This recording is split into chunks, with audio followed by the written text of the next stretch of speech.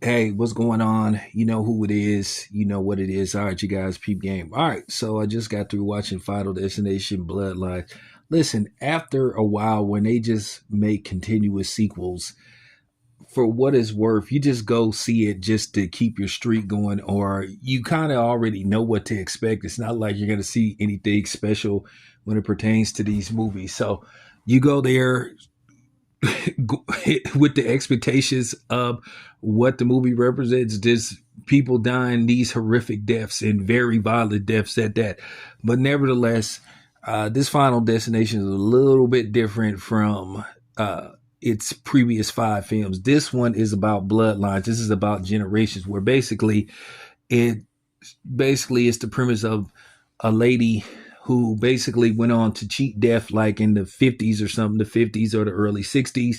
And basically, she alienated herself from her daughters, her kids, basically to protect them. So basically, what happened is, you know, her granddaughter basically starts to see what happened, and she starts to see death and dream about it. So basically, you know what happens. She goes on this journey to basically prevent death. But along the way, she has to go to the source, which is her grandmother, and explaining how she could cheat death. But along the way, well, you know what happens. A lot of people die in very violent and to a certain degree absurd ways. Like, you just never think of.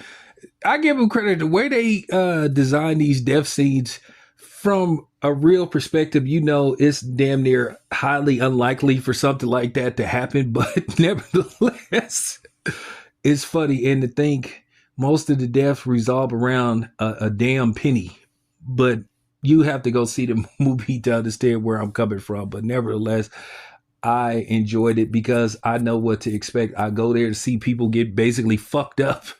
You know, if you go in there to see great writing and you know, going to see great writing and just remarkable acting, then you're going there for the wrong reason. Now, don't get me wrong, the acting is fine the way it's set up, what the premise of the movie is, this people being petrified and scared. And you always like the dry humor. There's always one character that has the dry humor, the very passive and, sarcastic guy, and they have one of them. But I recommend it if you are a fan of these films. I am a fan of these films. I love these films. I've enjoyed every last one of them based off the gross and what this movie has did so far at the box office. This is the most successful Final Destination movie out of all five films. This movie in the United States alone is going to cross the $100 million mark probably earlier this week, sometime this week, probably by week's end. It's already like at 90 something million. So with that being said, of course there's going to be another one, but I like it. I like it. I know what I'm going to see when I pay my money to watch these movies. So, keep them coming, Now this one is a little bit longer than most of the films. This one runs almost like an hour and 50 minutes. That includes credits. Usually they around the 140 mark. So it's a little bit longer, but I understand they wanted to set everything up. So they wanted to try to provide a story. But that's my review of the movie. Out of 10, I give it a 7. It's your boy Town. I'm out.